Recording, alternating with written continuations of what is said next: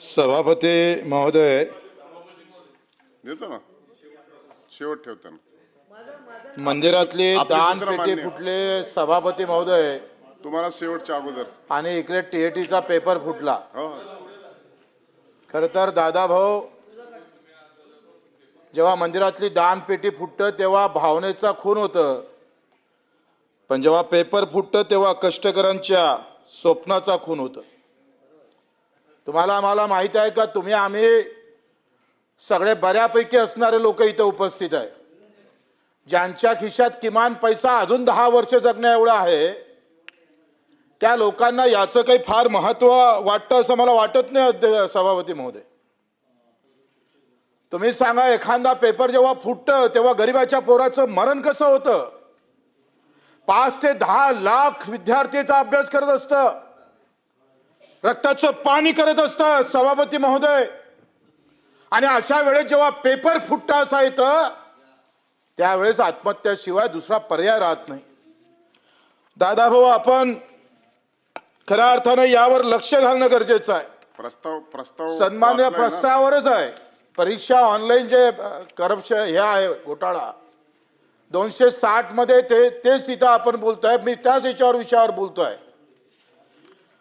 सन्मान्य एकनाथजी शिंदे साहेबांना पेपर फुटीचा कायदा आणला,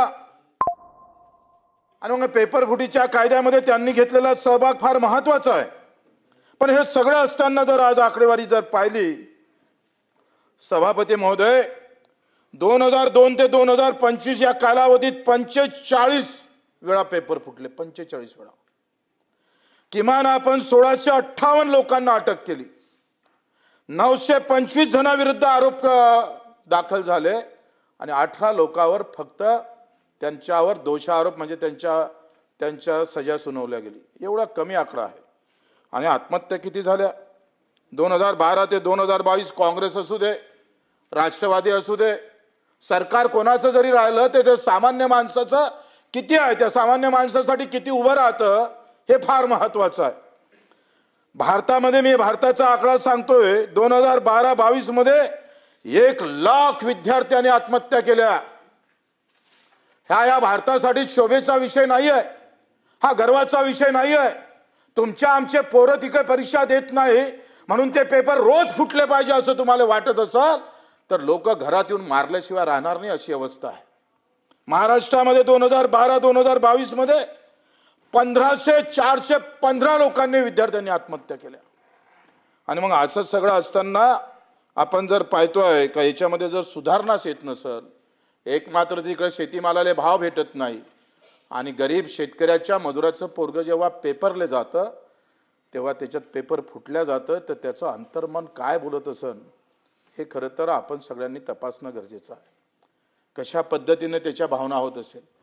पैसे देऊनच जर आम्ही परीक्षेत पास होत असेल, ठराविक वर्गाचेच लोक तिथं अधिकारी, पैसा ज्याच्याजवळ आहे तोच तिथं आम्ही पाहतो नोकरीवर लागत असेल, तर मग तुमच्या आमच्या सरकारकडून अपेक्षा तरी काय करतंय सरकारची यंत्रणा? एवढं सगळं असताना सुद्धा आपण पाहतोय सभापती महोदय, हे पेपर फुटायचं कारण काय हो? कोण माती खातं इथे?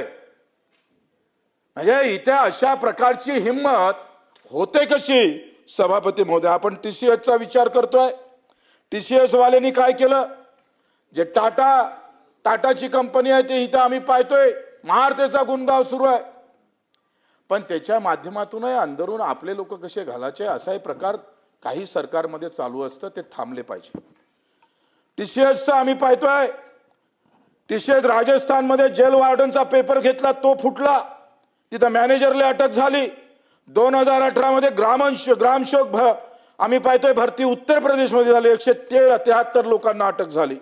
223 मध्ये टीसीएस अंतर्गत नोकरीसाठी म्हणजे त्या कंपनीच्या अंतर्गत जेव्हा परीक्षा झाली त्याच्यात सुद्धा टीसीएस कंपनीचा घोर झाला आणि तिथं सुद्धा काही लोकांना अटक झाली. म्हणजे या टीसीएसचे महाराष्ट्रामध्ये 2च सेंटर आहे. आणि ऑनलाईन करत असताना त्याचे दुष्परिणाम आपण जर पाहिले, तुम्ही सांगा दादा भाऊ, तुमचं शिक्षण मंत्रालय 10वीच्या परीक्षा घेतात, 12वीच्या परीक्षा घेतात, किमान 16 लाख विद्यार्थी दरवर्षी आपण ऑफलाईन पेपर घेतोय. काही गडबड आहे? 12वीमध्ये काही गडबड आहे? ऑनलाईनचा आग्रह का?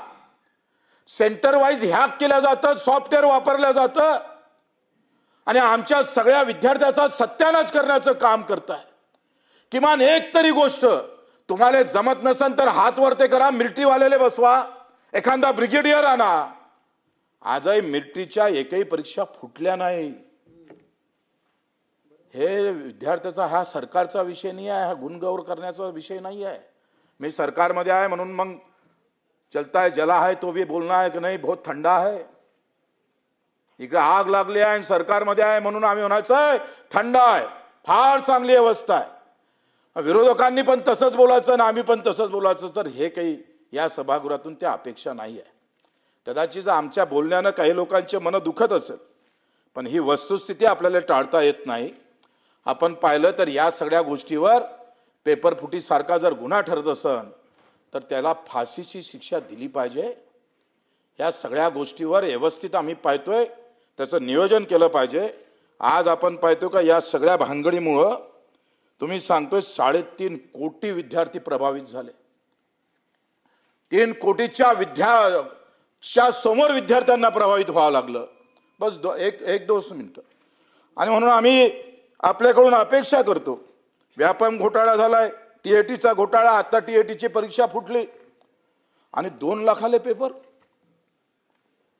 गल्लोगल्ली वाटप व्हायला लागलाय. दादा भाऊ, तुम्ही तिथं दादागिरी दाखवून मला वाटते तुम्ही जर हातात दंडा घेतला तर याचा सफाई झाल्याशिवाय आणि अनेक गरीब गोरगरीब विद्यार्थ्यांचा आशीर्वाद तुमच्या नशिबी आल्याशिवाय राहणार नाही, अशा खऱ्या अर्थानं आम्हाला अपेक्षा आहे. ते तुम्ही करणार आहे याच्याबद्दल आम्हाला काही दुसरा आमचं काही मनात मतभेद नाही आहे. परंतु यावर एकदा सोक्ष आपण पाहतोय का कुठं ना कुठं विचार करून त्याची एक व्यवस्थित घडी बसवून आज महाराष्ट्र लोकसेवा आयोगाच्या माध्यमातून ह्या परीक्षा ऑफलाईन कशा होईल याच्यावर आपण चिंतन मंथन केलं पाहिजे. केंद्रीय लोकसेवा आयोग ऑफलाईन परीक्षा घेतं, अनेक राज्य ऑफलाईन परीक्षा घेतं, पण इथंच ऑनलाईन घेण्याची आम्ही का प्रकारची जबरदस्ती केल्या जातं? काय त्याच्यामध्ये इंटरेस्ट आहे?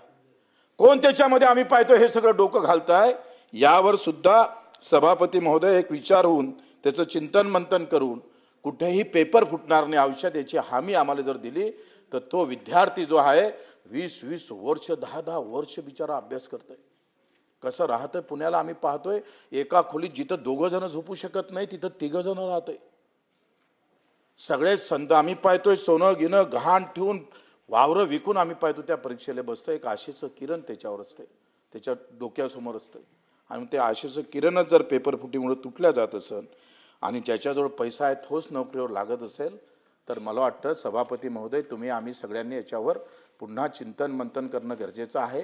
मला माहीत आहे वेळ झालेला आहे, पण मला ह्या अपेक्षा तुमच्याकडून किमान याची बैठक, किमान आपल्या दालनामध्ये काय केलं पाहिजे, कशा पद्धतीनं आहे पेपर फुटीचे प्रकरण थांबले पाहिजे, जो मेरिट आहे, जो गुणवत्ता आहे तोच तिथं नोकरीवर जाणार, अशा प्रकारच्या भावना तुमच्या आमच्या सगळ्याच्या मनात कसं येईल ह्या खऱ्या अर्थानं आम्ही त्याच्या मागं अपेक्षा ठेवतोय सरकारकडून. जरी सरकारमध्ये जरी असलो तरी सत्यापेक्षा सत्य महत्वाचं असते.